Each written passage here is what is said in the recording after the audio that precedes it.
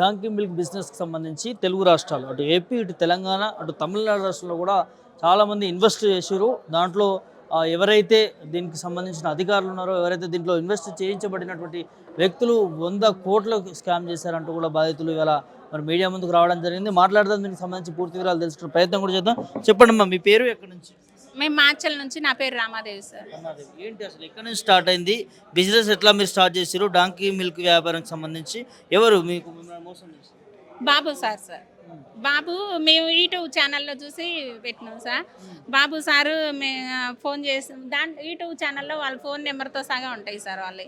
వాళ్ళ ఫోన్ నెంబర్లతో సగా ఉండి వాళ్ళ ఫోన్లు చేస్తే పెట్టుకోమని చెప్పింది. మేము ఫస్ట్ ఇక్కడ కామారెడ్డిలో ఉంటాం సార్. మేము కామారెడ్డిలో 20 సంవత్సరాల నుంచి ఉంటాం. మేము గ్రానైట్ షాప్ ఉంది మాకు. ఆ షాపు పెట్టుకుంటే మాకు ఫస్ట్ కరోనా, రెండో కరోనా వచ్చి మాకు లాస్ అయిందని మేము ఇక్కడ ఉండలేక మాచల్కి వెళ్ళినాం సార్. మేము మాచల్ వెళ్ళిన తర్వాత మేము అక్కడ మాకు ఒక సెంటు ఇల్లు ఉంది.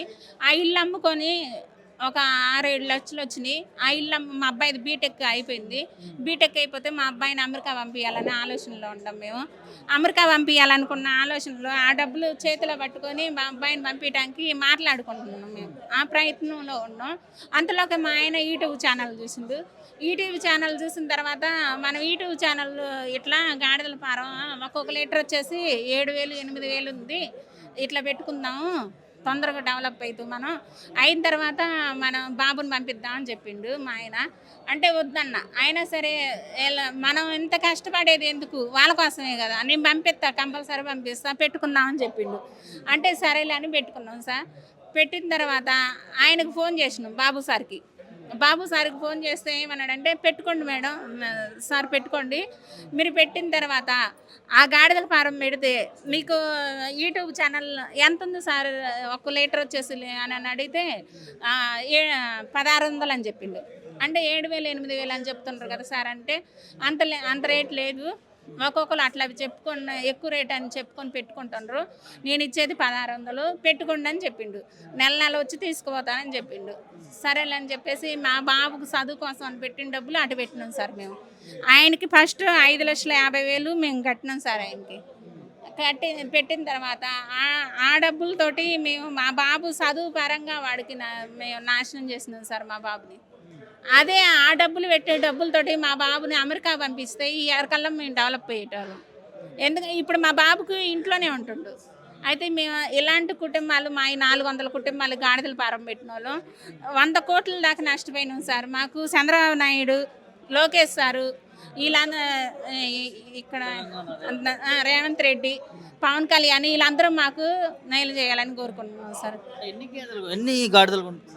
మేము 40 గాడిదలు 50 గాడిదలు కొన్నాం సార్. అవన్నీ ఉన్నాయి సార్. కానీ ఇప్పుడు ఆయన పాలు తీసుకోవట్లేదు సార్. మాకు పాలు తీసుకోవట్లే. ఒక 6-7-8 నెలల నుంచి పాలు తీసుకెళ్ళట్లా. ఇప్పుడు ఆ వాటికి తిండి పెట్టలేము, నోరు లేని జంతువులు అయ్యి. మేము తిండి పెట్టలే, మాకే లేదు సార్ తినడానికి. ఇప్పుడు అన్ని డబ్బులు మరి లేకుండా మీరు ఎట్లా పెట్టిండ్రమ్మా అని మీరు అడగొచ్చు. అంటే మేము బయట వడ్డీలు తీసుకొచ్చి పెట్టినాం సార్. వడ్డీలు 60 నుంచి 70 లక్షల దాకా బయట వడ్డీలు తీసుకొచ్చి పెట్టినాం మేము. బయట వడ్డీ వాళ్ళు ఇప్పుడు ఇంటి మీదకి వచ్చి గొడవలు ఆడుతుండ్రు, తిడుతుండ్రు, సామానం తీసి బయట వేస్తుండ్రు. లాస్ట్ మా పిల్లల చదువు కూడా మానేపించి ఇంట్లో కూర్చోబెడుతున్నాం.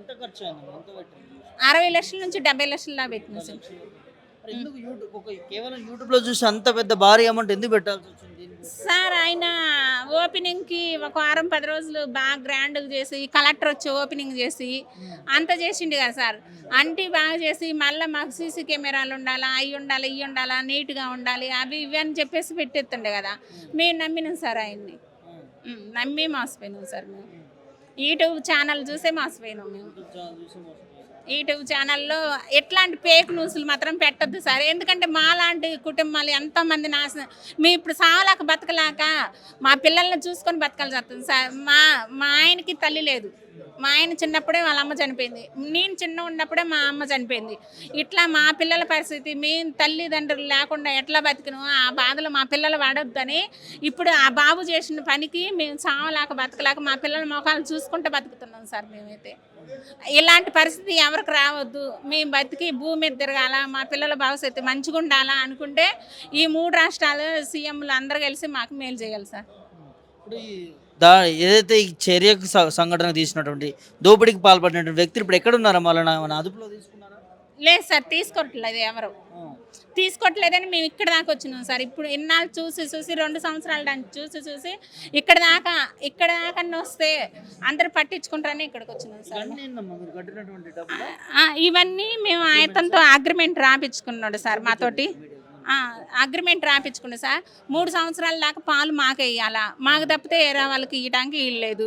వేరే వాళ్ళకి ఇచ్చిండంటే మేము డబ్బులు ఇవ్వను, పాలు తీసుకోను, నేను మాకే ఇవ్వాలని చెప్పేసి అగ్రిమెంట్ రాపించుకున్నాను. చెక్కులు కూడా ఇచ్చిండు సార్ మాకు, చెక్కులు కూడా ఇచ్చిండు. ఎట్లా చెక్కులు కూడా ఇచ్చి మోసం చేసిండు సార్. కానీ మాకైతే ఇప్పుడు ఇస్తా, ఒక నెలకి ఇస్తా, 15 రోజులకి ఇస్తా, 20 రోజులకి ఇస్తానని ఇప్పుడు 2 సంవత్సరాల నుంచి నడుపుకుంటూ వస్తుంది. కానీ మాకు 1 రూపాయి కూడా ఇవ్వలేదు సార్. మా పాపకి చేతలో గడ్డ ఉంది, ఆపరేషన్ చేపియాలి, ఒక 2 లక్షలు అయితే సీరియస్గా ఉంది, 24 గంటలలో ఆపరేషన్ చేపిపోతే చనిపోతుందని చెప్పిండ్రు డాక్టర్లు. అయితే అట్లానే ఏడ్చుకుంటూ ఫోన్లు చేసి మెసేజ్లు పెట్టినా కానీ 1 రూపాయి కూడా ఇవ్వలేడు సార్ మాకు. అలాంటోడు మాకు ఇన్ని లక్షలు ఇవ్వాలన్నా ఇవ్వలేడు.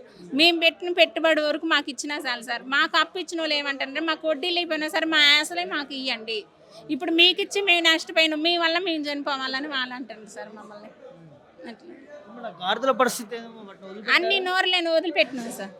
నోరులేని వాటిని మేత లేకపోతే మేము ఎక్కడ తెచ్చిపెట్టాం సార్. మాకే లేదు, వాటికి ఆడ తెచ్చిపెట్టేవి. అందుకని రోడ్డు అమ్మట వదిలేసింది సార్. కొన్ని చనిపోయినాయి, కొన్ని మూగ జీవుల్ని చంపేసే కారణం తెచ్చింది వాడే సార్, బాబు సరే.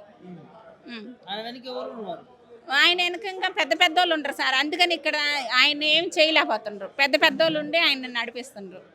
వాళ్ళని చూసుకొని మాకు ఇంత మోసం చేసింది. ఇది పరిస్థితి. గాడిదలకు సంబంధించి ఇవాళ వ్యాపారం మొదలు పెట్టుకున్న కాంచి గాడిదలు తీసుకున్నారు, భారీ ఎత్తున 60 లక్షల పైగా కూడా ఇన్వెస్ట్మెంట్ చేశారు. కానీ ఇప్పుడు ఆ పాలు తీసుకున్న పరిస్థితి, ఆ గాడిదలకు కూడా తిండి పెట్టలేని పరిస్థితి, వాటిని అన్నింటిని కూడా వదిలేసామని చెప్పి కూడా ఇక్కడ బాధితులు చెప్తా ఉన్న పరిస్థితి. ఇవాళ రాష్ట్రంలో ఇక్కడ 3 రాష్ట్రాలు, అక్కడ తమిళనాడు, ఏపీ, ఇక్కడ తెలంగాణ, 3 రాష్ట్రాలకు సంబంధించి దాదాపు 100 మందికి పైగా ఉంటారని చెప్పి కూడా ఇక్కడ బాధితులు చెప్తా ఉన్నారు. దాదాపు ఒక్కొక్కరు 50 లక్షల పైగా ఇందులో ఇన్వెస్ట్ చేశారు. దాంట్లో 20-30 గాడిదలు కూడా తీసుకోవడం జరిగింది. ఇవాళ ఆ గాడిదలకు సంబంధించి మిల్క్ తీసుకోలేక, వీళ్ళు ఇక్కడ ఇన్వెస్ట్ చేసిన డబ్బులు వీళ్ళకి ఇవ్వలేక ఇవాళ చాలా ఘోరాతిఘోరమైనటువంటి పరిస్థితిలో ఉన్నారని చెప్పి, అదేవిధంగా 3 రాష్ట్రాలకు సంబంధించి ముఖ్యమంత్రులు దీని పట్ల స్పందించి బాధితులకు న్యాయం చేయాలని డిమాండ్ చేస్తున్న పరిస్థితి చూస్తా ఉంది.